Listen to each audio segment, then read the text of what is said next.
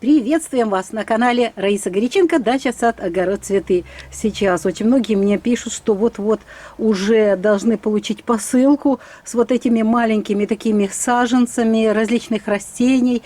И вот что делать сейчас, плохие дни и уже скоро и зима. Каким образом можно спасти растения, то ли прикопать, как многие делают, или же что-то можно другое сделать. Я вот наловчилась сделать вот такую посадку, я сейчас вам расскажу, и в конце я вам покажу, почему, в какие даты лучше всего это сделать, но подготовиться нужно заранее к вот этой посадке, как у меня уже было сделано в конце октября, в хорошем знаке, в Козероге. Я уже один саженец высадила, а еще жду по почте. Итак, давайте я вам все покажу подробно, расскажу, как можно сохранить свои растения, и чтобы корневая система продолжала работать и зимой, и продолжала формироваться, и чтобы вы ее не нарушали весной. Итак, у нас есть саженец. У меня уже посажен, это хурма, а здесь зизифус. Ну вот саженец зизифуса, допустим, просто я его взяла. Вот получили, корневая система, я не трогаю, не нарушаю ее. Беру садовую землю, мне надо садовая земля. Смотрите, размочила вот этот кокосовый субстрат. Если нету кокосового субстрата, можно чуть-чуть перегноя, где-то 20%, не больше, потому что потом с органикой будете иметь проблемы. И можно еще агроперилит. В общем, должно быть что-то, что должно быть воздушно сделать в нашей почве. Вот. Для того, чтобы вниз положить вот эти кусочки. Итак, я беру с сада землю. Вот она у меня есть. Просто садовая земля, где будут расти эти растения. И беру замоченный кокосовый субстрат. Добавляю вот сюда, в таз. Вот так вот. Здесь много его. Где-то 20% должно быть. И перемешиваю. Хорошенько надо перемешать. Чтобы... Вот важная задача сейчас. Почему? Вот получается, что если прикопали растение, весной высаживаешь. Погода весной будет очень такая сложная. И поэтому нужно вот это все делать сейчас, а потом просто перевалку делать, потому что в сложную погоду вы не сможете зайти вовремя в сад. Многие растения очень быстро начинают вегетацию. Если вы вытянете, снова же вытянулись с прикопа, корни у вас нарушены, а нужно нам создать вот эту возможность, чтобы корневая система формировалась и не нарушать. А принцип здесь такой же, как перевалка. Хочу показать. Вот перевалка. Мы сделаем вот такую штуку, которая называется рассада. Рассада, мы обычно это делаем рассаду овощей, клубники, а мы сделаем рассаду растений, саженцев, маленьких саженцев. Для больших, конечно, это сложно, но все равно большое ведро, как я вам показывала на ведро, где ведро у меня тут 10 литров, на 10-литровое можно это сделать. Поэтому мы сейчас хорошенько перемешиваем. Там дни будут близнецов, поливать нельзя, поэтому нужно заранее влажную землю сделать. Еще один секрет расскажу чуть позже. Так, вот смотрите, у нас получается влажная, но не мокрая земля. Теперь я смотрю, что мне вот то, что надо, подойдет именно вот такой горшок. Здесь где-то 3,5-4 до 5 литров. Вот такие горшки. Если есть ведро, но должно быть, обязательно помните, тоже отверстия должны быть. Вниз, как обычно для комнатных растений, просто насыпаю. Можете что угодно, что у вас есть, можно на низ, для того, чтобы не было застоя воды, потому что будете потом выносить еще растения. Они еще сразу же не будут пересаживаться. Нужно будет ждать, чтобы нагрелась вода, земля, а затем уже высаживать. Теперь вот эту землю укладываю в горшок. В ведро, кастрюля старая. И смотрим, чтобы была высота вот именно такая, как она росла. Тем более, если вы будете покупать что-то, растение какое-то, прививка, вот смотрите сюда, вот видите, у нас прививка здесь. Вот она, вот это привита, 1 год, вот прививочка. И я чуть-чуть, вот видите, вот она прививка. Это двухгодичный саженец хурмы. Привилась. Но вот здесь нельзя будет закапывать, закрывать вот эту часть. Поэтому, если у вас прививка, вы внизу ее оставляете и вот так вот засыпаете, высаживаете. И есть одна вещь, которая мне очень понравилась. Я активно использую для рассады. Вот. Вы посадили. И теперь там очень хорошие дни в Близнецах, но в Близнецах поливать нельзя. Посадили, а в раке что я делаю? Нельзя сюда добавлять в зиму удобрения. Никакие абсолютно. Это очень плохо для растений. Корневая система спит. Вот вы ей дали садовую землю, вы дали еще воздушность вот с помощью кокосового субстрата. Земля хорошая. Но сюда можно сделать вот такую вещь. Я беру, чтобы полить одно растение, мне достаточно 1 литра воды. Будет 2 или 3 растения, но на одно ведерное у меня пошло где-то чуть-чуть больше литра воды, 1,5 литра воды на ведро. Я беру в кастрюлю, купить можно, сейчас и ловят рыбы. Один карась где-то грамм 300-400 до полкилограмма, свежий карась. Можете выбросить кишки, можете не выбрасывать. Бросьте в ту кастрюлю старую и сварите его. Покипятите его минут 15-20. Заберите карась из кастрюли, остудите эту воду и пролейте. Вот я проливала, уже в знаке рак будете проливать, потому что в Близнецах нельзя. Я вам все покажу еще в конце на листике бумаги, чтобы вы все четко правильно сделали. Я пролила. Что получается? Вот здесь, смотрите, у меня вот этот такой полив был. Пролила именно, взяла, отварила с рыбы вот этот извар и залила. Рыба – это натуральная органическая продукция. Здесь фосфор есть. И здесь есть много нужных питательных веществ. Здесь нет никакой химии. И корням будет очень удобно и хорошо здесь расти и развиваться. И мы затем эти растения, пока что у нас еще морозов нет, как только наступают морозы, мы эти растения переносим в погреб. Это растение не переносится в погреб. Я просто вам показываю как пример. Уже многие те, кто нас смотрит давно, я все время показываю как то, что можно сделать, то, что у меня есть в данном случае. И когда весной только прогреется почва, и можно будет выносить растения на улицу, вы выносите, вегетация начинается, прогреваются корни, у вас прогревается, поливаете. Кстати, зимой не увлекайтесь поливами. Не должно быть полива много. Вот буквально, чтобы была земля увлажнена, и все. Не должно быть там вот, когда вы будете уже выносить на улицу, и потом снова, если морозы заносить, в хозяйственное помещение заносите, то можно поливать чуть-чуть больше. Должна быть влажная земля, но не должна стоячая вода быть. И снова же в определенные дни, когда можно это делать по агрогороскопу поливов. Это очень обязательно делать, и уже многие наши подписчики, зрители знают, что это важные правила.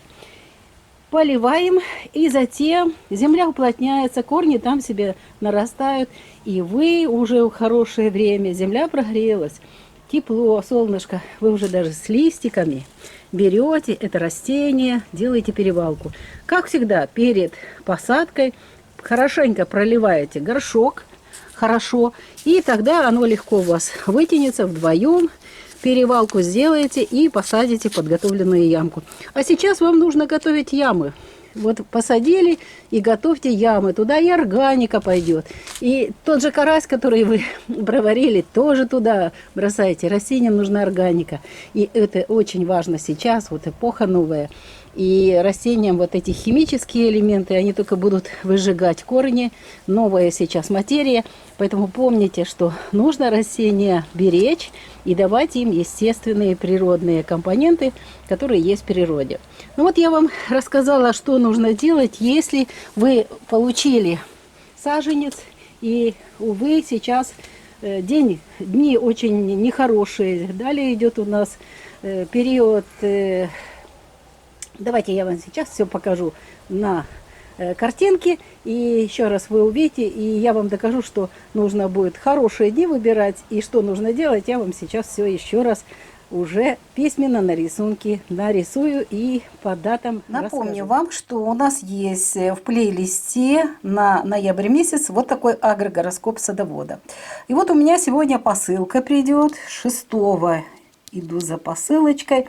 И смотрите, что дальше. Дальше у нас, казалось бы, телец, но лунное затмение, полное лунное затмение, полнолуние, сожженный путь полнолуния. И далее этот период не подходит. Для растений, которые я получу, тоже вот этот период не подходит. Что делать? А вот очень хороший период в Козероге, потому что эти все знаки уже проверено на опыте, причем не только наш опыт, но и друзей, знакомых. Так вот, этот период не подходит для посадки садовых растений. И вот только в конце 26-27 очень хороший период для того, чтобы сделать вот такую рассаду, как мы делали. Что нужно для этого сделать и что мы будем делать? Мы будем высаживать, но будем высаживать уже в конце месяца, 26-27. А вот что собираемся сделать? Вот первая задача, смотрите, мы получаем обычно саженцы в упаковке.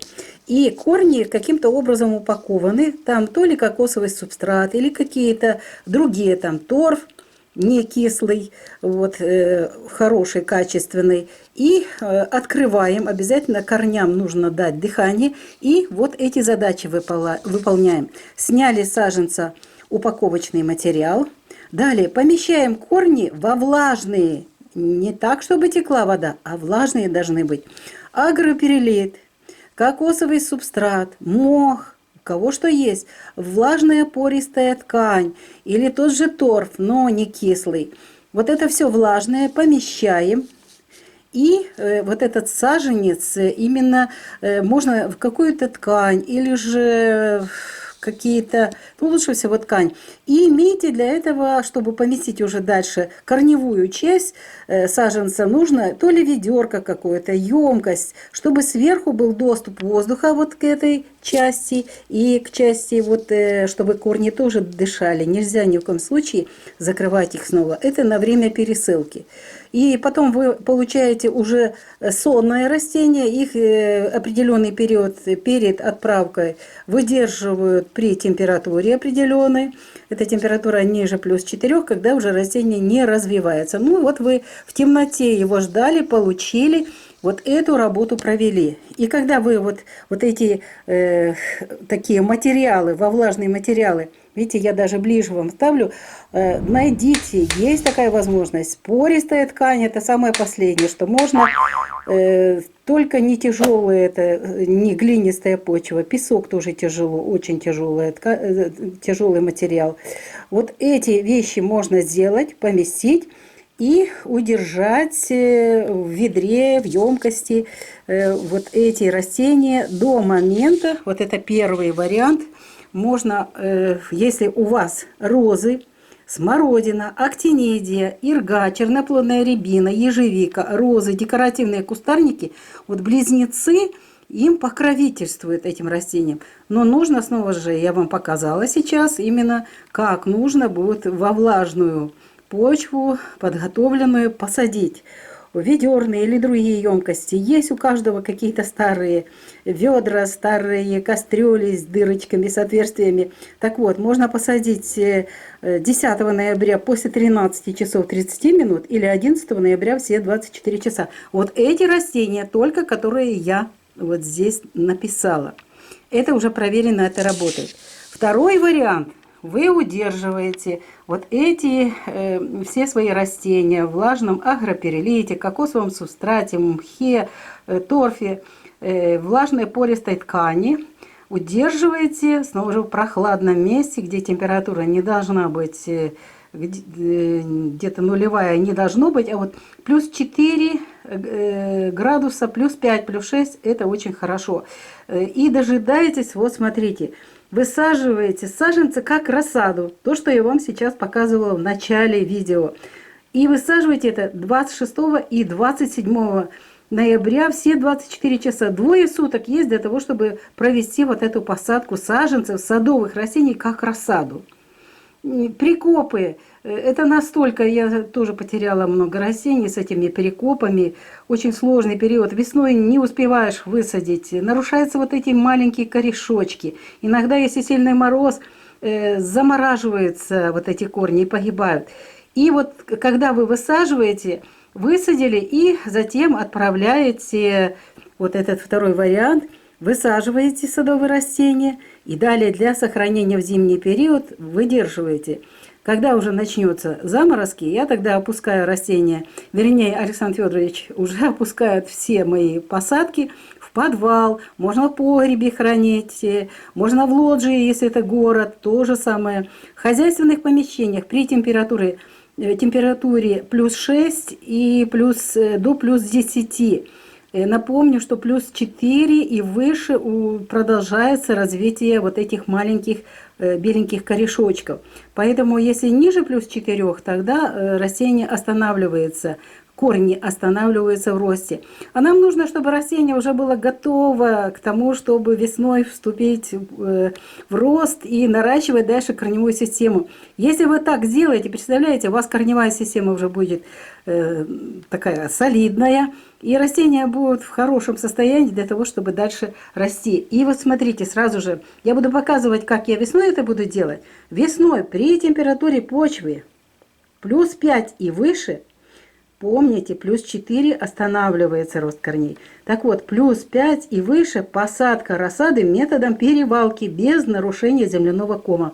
За зиму вот этот земляной ком уплотнится, корневая система там прекрасно нарастет, и перед посадкой в благоприятные дни у нас обязательно будут агрогороскопы на этот период.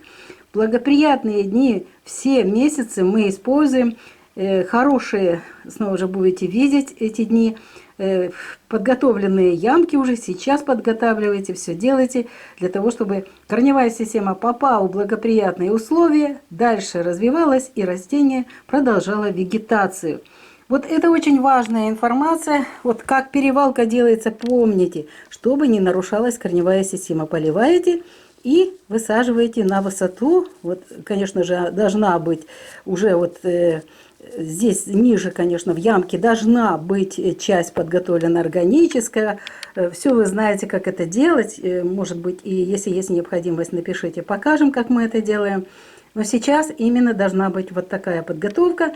И перевалку делаете вот этого рассадного растения, садовых растений. Казалось бы, что это, может быть, звучит смешно. Перевалка, вот это очень важный момент. Перевалка рассады – это очень хороший способ посадки растений, любых растений, мы в этом убедились, поэтому мы вам это показываем и рассказываем. И причем мы делаем это уже не первый год, и прекрасные результаты получаем.